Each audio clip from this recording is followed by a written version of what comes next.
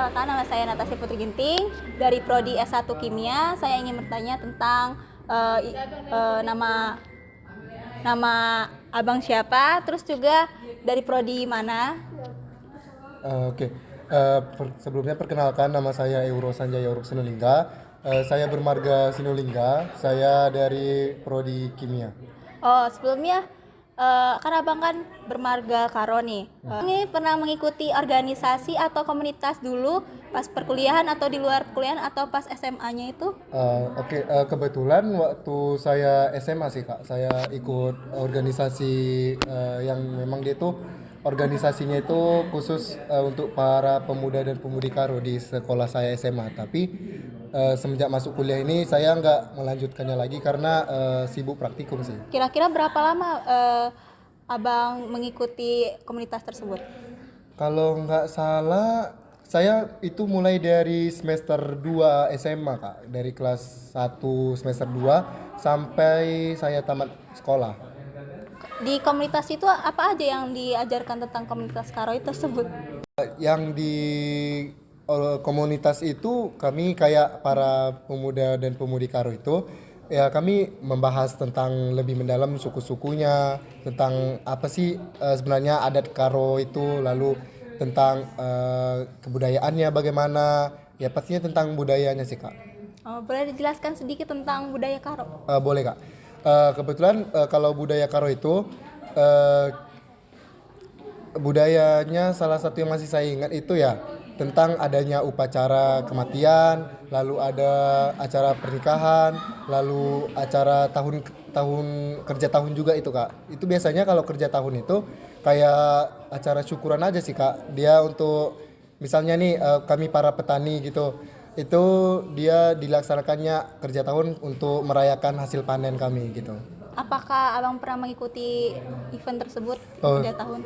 tentu ya Kak, saya selalu ikuti kegiatan itu selalu Kak, terutama di kerja tahun karena pribadi kalau kerja tahun itu dia memang hampir selalu pasti ada selalu setiap tahun itu karena namanya pun juga udah kerja tahun.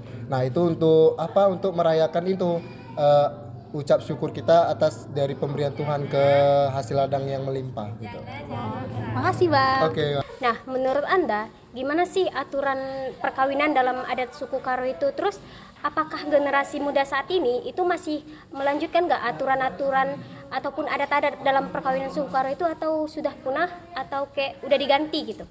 Oke, kalau menurut saya Kak, itu bagaimana sistem pernikahannya. Nah, kalau di suku Karo itu yang bisa menikah itu dia yang berimpal Kak. Nah, yang artinya berimpal itu memang dia marganya itu bisa menikah dengan marga yang mau dinikahin tersebut. Nah, ada juga yang misalnya nih ada misal dua orang pacaran.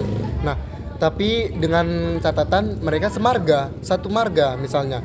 Nah, itu sudah dipastikan tidak bisa menikah ya, Kak. Karena itu ibaratkan kalau kita misalnya menikah itu menikah dengan darah daging kita sendiri gitu. Ibaratnya itu kalau kakak adik, dia menikah dengan adiknya sendiri gitu, yang dia memang sedara. Nah, itu juga di suku Karo. Jadi dia yang bisa menikah itu dia yang berimpal ataupun tidak memiliki hubungan darah ataupun memang dia memang berbeda lah sukunya itu. Nah, lalu kalau untuk sekarang di pernikahan sekarang nih masih sering atau tidaknya. Nah, kalau saya melihat ya Kak, untuk zaman sekarang tuh memang suku Karo masih dipegang teguh Kak untuk pernikahannya. Karena walaupun memang udah generasinya itu generasi Gen Z lah ya kita bilangnya ya. Itu tapi tetap kalau pernikahan itu tetap memakai sukunya sendiri gitu. Jadi ya memang konsepnya menikah tuh dengan konsep modern, tapi tetap membawa suku marganya gitu. Tetap tidak ditinggalkan. Oke, terima kasih Bang. Oke Kak. Upacara apa saja sih yang sebenarnya sering dilaksanakan dalam komunitas itu? Oke Kak, ini maksud dari pertanyaannya komunitas waktu dulu Iya, SMA ya Kak. Nah, upacara yang sering kami lakukan dulu itu ya paling cuman kayak kerja tahun Kak, sama paling kami mengisi juga kalau misalnya ada orang yang mau menikah gitu, kami juga mengisi dari pemuda Karo itu terus. Tapi kalau untuk upacara kematian itu Tidak Kak, karena bukannya tidak, tapi itu lebih ke masyarakat setempat dan keluarganya yang berkabung lah yang melaksanakan itu Kak, gitu. Oke, kalau boleh tahu gimana sih upacara atau makna dari upacara perkawinan dalam adat Karo itu? Eh, Kalau maknanya dalam perkawinan itu sebagai bentuk simbol kekeluargaan pastinya. Lalu bentuk simbol gotong royong kita, lalu bentuk simbol kasih sayang juga Kak. Boleh nggak kasih tahu rangkaian apa aja sih dalam ritual upacara kematian adat Karo? Oke.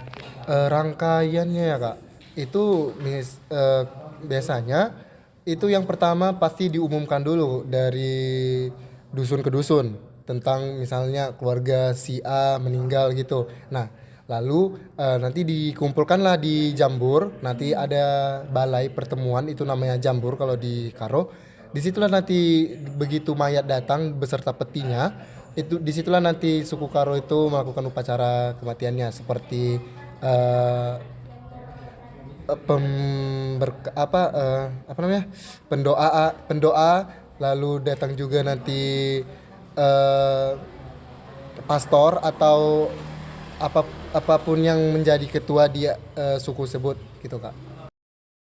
Oke, sebelumnya perkenalkan, nama saya Muhammad Daniel Bang dari Prodi Manajemen dalam mata kuliah Masyarakat dan Kebudayaan.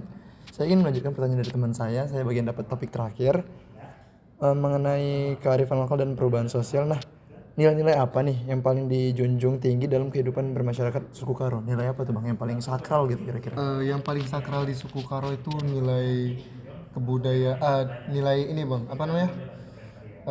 Kehormatan terhadap yang tetua Bang. Oh, tetua ya. Oke.